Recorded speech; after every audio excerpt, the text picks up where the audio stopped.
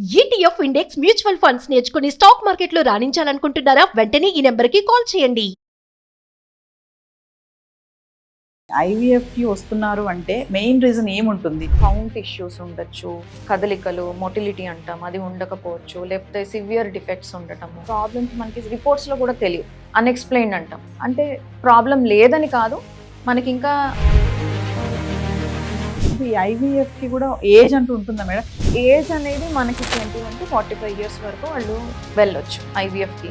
అలాగే male partner కూడా అంతే, 21 years నుంచి 45 years వరకు వాళ్ళు ఐవీఎఫ్ చేయించుకోవచ్చు. సో ఆ ఏజ్ లిమిట్ అనేది ఎగ్ ఫ్రీజింగ్ అన్నారు చూస్తారా మేడం, బిఫోర్ మ్యారేజ్ వెళ్తారా దానికి? ఇట్లా వెళ్ళే వాళ్ళు ఉన్నారా? ఎగ్స్ తొందరగా అయిపోతాయి, లేదా ఓవరీస్ తీసేసేయాలి, క్యాన్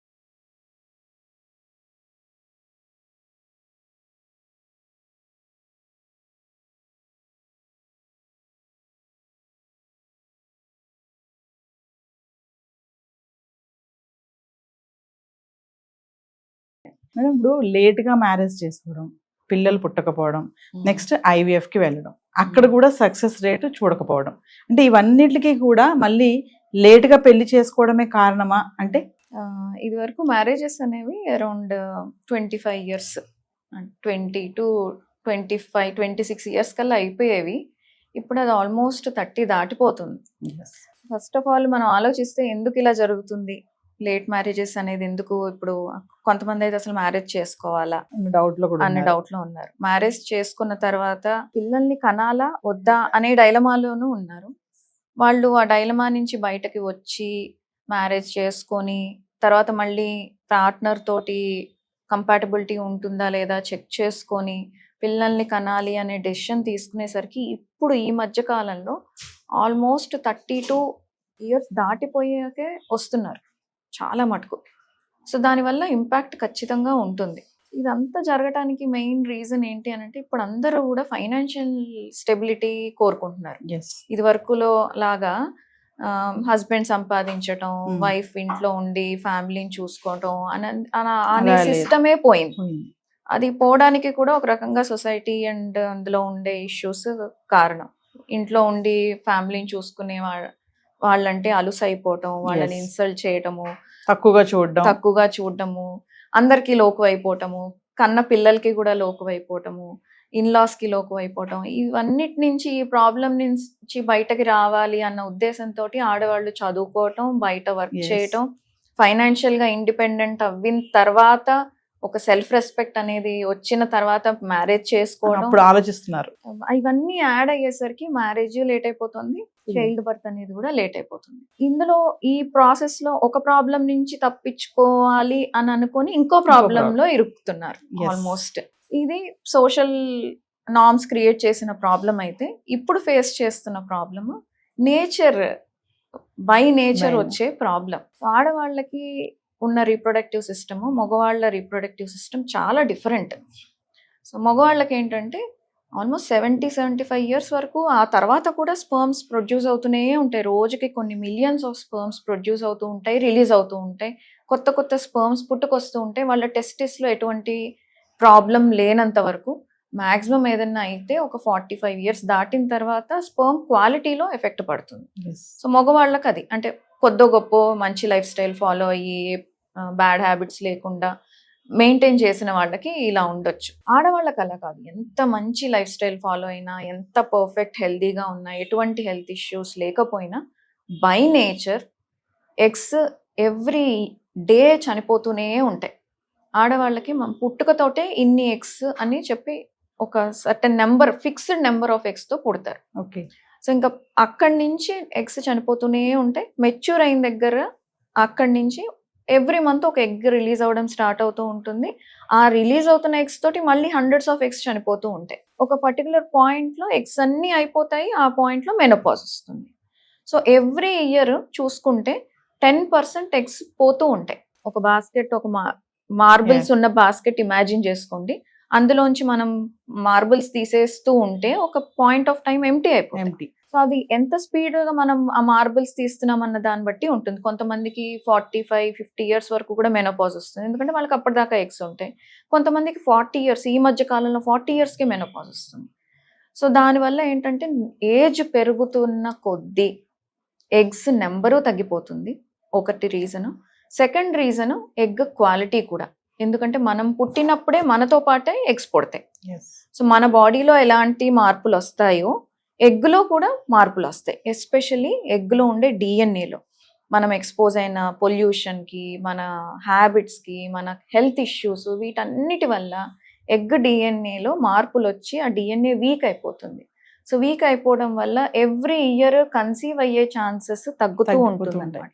ఈ రెడ్యూస్ అవ్వడం అనేది 30 ఇయర్స్ తర్వాత నుంచి బాగా క్లియర్గా కనపడుతుంది. 32 నుంచి ఇంకా స్పీడప్ అవుతుంది. 35-37కి ఇంకా సివియర్ అవుతూ ఉంటుంది అనమాట. అందుకని మన ఇండియన్స్కి స్పెసిఫికల్లీ 35 ఇయర్స్ తర్వాత కన్సీవ్ అవ్వడం అనేది చాలా కష్టమైపోతుంది. ఎందుకంటే ఎగ్ కౌంట్ తగ్గడం ప్లస్ క్వాలిటీ తగ్గడం. సో దీనివల్ల మనకి కన్సీవ్ అవ్వడానికి ఛాన్సెస్ తగ్గడం వల్ల వాళ్ళు అప్రోచ్ అవ్వటం మమ్మల్ని, క్వాలిటీ క్వాంటిటీ తగ్గడం వల్ల ఐవీఎఫ్ ఫెయిల్యూర్స్ అవ్వటము, ఒక సైకిల్ ఫెయిల్ అయింది కాబట్టి మళ్ళీ రిపీట్ చేయాల్సి రావటము, ఒక్కొక్కసారి డోనర్స్కి కూడా వెళ్ళాల్సి వస్తుంది. వాళ్ళకి ఒక 2-3 సైకిల్స్ చేసాము, పెద్దగా అవుట్పుట్ రావట్లేదు అన్నప్పుడు ఇంకా ఎవరైనా 30 ఇయర్స్ కంటే తక్కువ ఉన్న వాళ్ళ ఎగ్స్ తీసుకొని ఆ ఎగ్ తోటి హస్బెండ్ స్పర్మ్ని కలిపి దాన్ని ఎంబ్రియో చేసి వైఫ్కి యూస్ చేయడం. జెనెటిక్ మెటీరియల్ వాళ్ళది ఉండదు, వేరే జెనెటిక్ మెటీరియల్ ఉంటుంది. సో ఇలాంటి సిచ్యువేషన్స్ ఇప్పుడు అనేది కొంచెం కామన్గా అయిపోయింది. సో ఇదన్నిటికీ మెయిన్ రీజన్ ఏంటి అని అంటే మన సొసైటీలో వచ్చిన చేంజెస్, నార్మ్స్లో వచ్చిన చేంజెస్, చదువుకోవడం, ఉద్యోగాలు చేయటం, లేట్ మ్యారేజ్, ఈ ప్రాసెస్ లో మళ్ళీ హెల్త్ నెగ్లెక్ట్ చేయటము, బ్యాడ్ హ్యాబిట్స్ అలవాటు అవ్వటము, దానివల్ల రావాల్సిన ఏజ్ కంటే ముందే బాడీలో చేంజెస్ వచ్చేయటము, స్ట్రెస్ ఒకటి ఎక్కువైపోయింది. 40 ఇయర్స్ లో రావాల్సిన ఇష్యూస్ అన్ని 35 ఇయర్స్కి 30 ఇయర్స్కే వచ్చేయటము, ఇవన్నీ కలిపి ఫర్టిలిటీ రేట్స్ అనేవి బాగా తగ్గిపోవడం, ఇవన్నీ కాంబినేషన్ ఆఫ్ మెనీ థింగ్స్ అనమాట. దానివల్ల ఇప్పుడు కొంచెం నెంబర్ ఆఫ్ కేసెస్ రావటం కూడా, ఫర్టిలిటీ ఇష్యూస్ రావటం కూడా బాగా ఎక్కువైంది. ఇది వరకు 1 out of 10 సఫర్ అయ్యేవాళ్ళు, అంటే 10 మంది కపుల్స్లో ఒకళ్ళకి ఇబ్బంది ఉండేది. ఇప్పుడు 5 to 6 out of 10, almost double కాదు, చాలా ఎక్కువైపోయింది. సో ఇవన్నీ మనం కొంచెం చూసుకొని, ఒకవేళ లేట్ మ్యారేజ్ చేసుకోవాలి అని అనుకునే ఆ ఉద్దేశంలో ఉంటే అట్లీస్ట్ ఒక 25 or 26 ఇయర్స్ నుంచి ఒక గైనకాలజిస్ట్ దగ్గరికి వెళ్ళి చెకప్ చేయించుకొని, లేట్గా మ్యారేజ్ చేసుకున్నా పర్వాలేదా, లేదా ఇంకేమన్నా ఆప్షన్స్ ఉన్నాయా అని డిస్కస్ చేసుకొని దాన్ని బట్టి ప్లాన్ చేసుకుంటే ఇవి కొంచెం అవాయిడ్ చేసుకోవచ్చు. ఒకవేళ వాళ్ళ ప్రొఫైల్ అంత బాగోలేదు అనుకున్నప్పుడు ఎయిదర్ మ్యారేజ్ అన్నా తొందరగా ప్లాన్ చేసుకోవాలి, పిల్లలు అదన్నా ప్లాన్ చేసుకోవాలి, లేదా అట్లీస్ట్ ఎగ్స్ ఫ్రీజ్ అన్నా చేసుకోవాలి. అంటే ఈ ఎగ్ ఫ్రీజింగ్ ఏమీ సైడ్ ఎఫెక్ట్స్ లేదు, 100% సక్సెస్ గ్యారంటీ అలా అని కాదు. కాకపోతే వాళ్ళకి ఇంకా వేరే ఆప్షన్ లేదు, ఖచ్చితంగా లేట్ అవుతుంది, పిల్లల్ని కండం ఇప్పట్లో పాసిబుల్ కాదు, ప్రొఫైల్ అంత ప్రామిసింగ్ గా లేదు అని అనుకున్నప్పుడు ఇది ఒక alternative, something like an insurance. So అందరికీ సూటబుల్ కాదు, కానీ పాసిబుల్ అయినప్పుడు మాత్రం ఈ ఆప్షన్ ని వాళ్ళు చూస్ చేసుకోవచ్చు. ఇది ఎగ్ ఫ్రీజింగ్ అన్నారు చూసారా మేడం, బిఫోర్ మ్యారేజ్ వెళ్తారా దానికి? అసలు ఉన్నారా? వెళ్తారు. అంటే ఇది ఇప్పుడు నేను చెప్పింది సోషల్ ఎగ్ ఫ్రీజింగ్, అంటే వాళ్ళ కెరీర్ కోసమో లేకపోతే ఇంకేదన్నా రీజన్ కోసం, మెడికల్ ప్రాబ్లం కాకుండా వాళ్ళు వేరే అదర్ రీజన్స్, ఫైనాన్షియల్ రీజన్స్ కోసం చేసుకునే ఎగ్ ఫ్రీజింగ్ ని సోషల్ ఎగ్ ఫ్రీజింగ్ అంటాం. ఇంకొక వేరే కైండ్ ఆఫ్ ఎగ్ ఫ్రీజింగ్ ఉంది, హెల్త్ ప్రాబ్లమ్స్ ఉన్నప్పుడు. అంటే వాళ్ళకి ఎగ్స్ తొందరగా అయిపోతాయి, లేదా ఓవరీస్ తీసేసేయాలి, లైక్ క్యాన్సర్ పేషెంట్స్ అనో, లేదా కీమోథెరపీయో రేడియేషనో ఇట్లాంటి ట్రీట్మెంట్స్ అండర్గో అవ్వాలి అని అనుకున్నప్పుడు, ఇవన్నీ అయినప్పుడు వాళ్ళ ఎగ్స్ డ్యామేజ్ అయిపోతాయి.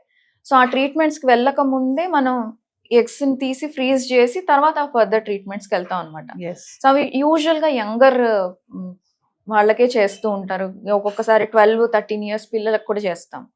సో అది మెడికల్ కండిషన్స్ ఉన్న వాళ్ళకి అది చేస్తాం. ఇది సోషల్ ఎగ్ ఫ్రీజింగ్ అంటే వాళ్ళు కెరీర్ ప్లానింగ్ కోసం లేకపోతే సూటబుల్ పార్ట్నర్ ఇంకా దొరకలేదు అని అనుకున్నప్పుడు ఇది సోషల్ ఎగ్ ఫ్రీజింగ్ అనమాట. సో 2 రకాలుగా మనం యూస్ చేసుకోవచ్చు. ఇది మెడికల్ ఇష్యూస్ డిమాండ్ చేస్తాయి కాబట్టి ఇది చేస్తాము. ఇది వాళ్ళ పర్సనల్ చాయిస్. ఇది కంపల్సరీ చేయించుకోవాలని ఏం లేదు. వాళ్ళ ఫైనాన్సెస్ వాళ్ళ సిచ్యువేషన్ అది చూసుకొని if they can effort for it అంటే దీనికి పెట్టడం వల్ల వాళ్ళ ఫైనాన్షియల్ బర్డన్ కాదు, మేము మేనేజ్ చేసుకోగలము అని అనుకున్నప్పుడు this is a good option. ఒక ఫైనల్ ఒకటి చెప్పండి, IVF కి వస్తున్నారు అంటే మెయిన్ రీజన్ ఏముంటుంది అసలు? దానికి కూడా చాలా రీజన్స్ ఉంటాయి. ఒక్కొక్కసారి హస్బెండ్కే కౌంట్ ఇష్యూస్ ఉండొచ్చు, కదలికలు మొటిలిటీ అంటాం అది ఉండకపోవచ్చు, లేకపోతే సివియర్ డిఫెక్ట్స్ ఉండటము, లేదా ఒక్కొక్కసారి వైఫ్ సైడ్ నుంచి ఇప్పుడు అన్నట్టు ఎగ్స్ బాగా తక్కువ ఉండటము, లేదా ట్యూబ్స్ ఫెలోపియన్ ట్యూబ్స్ ఎక్కడైతే ఫర్టిలైజేషన్ జరగాలో అవి బ్లాక్స్ ఉండటము, లేకపోతే అవి సరిగ్గా పనిచేయకపోవడం అవ్వచ్చు, లేకపోతే ఎండోమెట్రియోసిస్ అనే ప్రాబ్లం ఉంటుంది, ఫైబ్రాయిడ్స్, ఇట్లా మల్టిపుల్ రీజన్స్ ఉన్నాయి. కొన్నిసార్లు ఒక్కొక్కసారి ప్రాబ్లమ్స్ మనకి రిపోర్ట్స్లో కూడా తెలియవు, అన్ఎక్స్ప్లెయిన్డ్ అంటాం. అంటే ప్రాబ్లం లేదని కాదు, మనకి ఇంకా టెక్నాలజీ రాలేదు ఎక్కడ ప్రాబ్లం ఉంది అని పిన్ పాయింట్ చేయడానికి.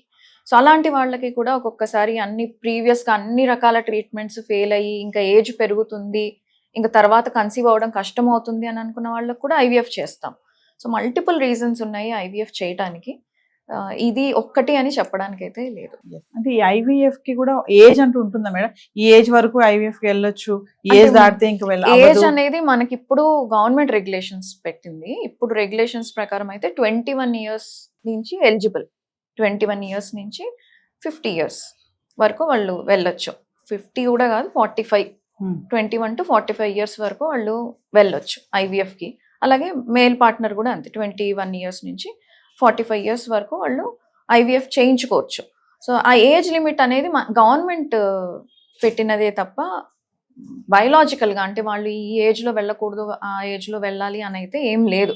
వాళ్ళకున్న ప్రాబ్లమ్ని బట్టి, ప్రాబ్లం సివియర్గా ఉంటే 21 ఇయర్స్కి ఒక్కొక్కసారి ఇందాక నేను చెప్పినట్టు ఒకవేళ ఏదైనా క్యాన్సర్తో ఇబ్బంది పడుతుంది, 13 ఇయర్స్ పిల్ల, ఓవరీస్ తీసేసేయాలి, వాళ్ళకి 13 ఇయర్సే కానీ వాళ్ళకి IVF చేస్తాం. కాకపోతే ఏంటంటే ఎగ్స్ ఫ్రీజ్ చేసి పెడతాము, స్పర్మ్తో కలపమంటే. సో అది కూడా IVF లో ఒక రకమైన ప్రొసీజర్. సో ఏజ్ లిమిట్ అనేది అయితే లేదు ప్రస్తుతానికి అయితే ఏం లేదు. ఎందుకంటే IVF అనేది అంత కాంప్లికేటెడ్ ప్రొసీజర్ ఏం కాదు. కొంచెం జాగ్రత్తగా ప్లాన్ చేసుకొని ప్రాపర్గా ఇవాల్యుయేట్ చేసుకొని సరిగ్గా చేసుకుంటే చాలా minimal side effects, temporary side effects తోటే you can get it done. ఏదేమైనా మేడం టైంకి కరెక్ట్ టైంకి మ్యారేజ్ చేసుకుంటే ఇటువంటి సమస్యలు ఏమి రావు కదా? మోస్ట్ ఆఫ్ ద టైమ్స్ అంటే చాలా మంది అనుకుంటారు ఏంటంటే ఒక ప్రెగ్నెన్సీ వచ్చి డెలివరీ అయిపోతే అయిపోయింది అనుకుంటారు. కాదు, అసలు స్టార్ట్ అయ్యేదే డెలివరీ అయిన తర్వాత నుంచి. ఒక బేబీని పెంచాలంటే it takes A whole village to bring up a child అంటారు. మదర్ ఉండాలి, ఫాదర్ ఉండాలి, గ్రాండ్ పేరెంట్స్ ఉండాలి. వీళ్ళందరి మధ్యలోనే ఒక చైల్డ్ పెరిగితే వాళ్ళు హెల్దీగా ఫిజికల్లీ మెంటల్లీ 2 రకాలుగా వాళ్ళు హెల్దీగా ఉంటారు. ఇప్పుడు అదే మిస్ అవుతుంది. ఎవరు ఉండట్లేదు, మదర్ ఫాదర్ ఎవరు ఉండట్లేదు, ఇద్దరు వర్కింగ్ వెళ్ళిపోతారు. గ్రాండ్ పేరెంట్స్ వీళ్ళు లేట్ మ్యారేజ్ చేసుకోవడం వల్ల వాళ్ళ ఏజ్ కూడా పెరిగిపోతుంది, వాళ్ళు చూసుకోలేరు. దానివల్ల బేబీని చూసుకోవడానికి, ప్రాపర్ కేర్ ఇవ్వడానికి, మెంటల్ సపోర్ట్, ఫిజికల్ సపోర్ట్ ఇవ్వడానికి ఎవరు ఉండట్లేదు. ఎవరో బయట వాళ్ళ మీద డిపెండ్ అవ్వాల్సి వస్తుంది. వాళ్ళు ఎలా చూసుకుంటున్నారు అనేది మనకి గ్యారంటీ లేదు. దానివల్ల చాలా ఇష్యూస్ వస్తున్నాయి పిల్లలకి కూడాను. ఈ ఆటిజంలో స్పీచ్ డిఫెక్ట్స్ రావటము, ADHDలు, ఇవన్నీ ఆల్రెడీ ఏజ్ ఎక్కువ ఉండటం వల్ల ఇవి వచ్చే ఛాన్సెస్ ఎక్కువ ఉంటాయి. అండ్ వాళ్ళు పెరిగే పద్ధతిలోనూ ఇలాంటి చేంజెస్ రావటం వల్ల ఇవి ఎక్కువైపోయాయి. సో నన్ను అడిగితే ఓన్లీ పిల్లల్ని కనడానికి ఒక్కటే కాదు ఏజ్ అనేది, వాళ్ళని పెంచడానికి కూడా చాలా ఇంపార్టెంట్. అక్కడితో అయిపోదు. So we are bringing up a citizen to this country అన్నప్పుడు వాళ్ళు ప్రాపర్ గా పెరిగేలాగా ఆ ఎన్విరాన్మెంట్ ని క్రియేట్ చేయడం కూడా మన రెస్పాన్సిబిలిటీ. ఊరికే కనేసి వదిలేస్తే కాదు. యాంటీ సోషల్ ఎలిమెంట్స్ ఇవన్నీ అయ్యేది ఆ పెరిగే ప్రాసెస్ సరిగా లేనప్పుడే. సో అది కూడా ప్లాన్ చేసుకోవాలి. సో చాలా మంది ఆ పార్ట్ మిస్ అవుతారు. ప్రెగ్నెన్సీ వచ్చేసింది అయిపోయింది ఇంకా నా పని అయిపోయింది. జాబ్ డన్ అనుకుంటారు, Hmm. కానీ కాదు, అసలు Start జాబ్ అవుతుంది. స్టార్ట్ అయ్యేది అక్కడ, అది Yes. ఇంకా important job. Thank you ma'am.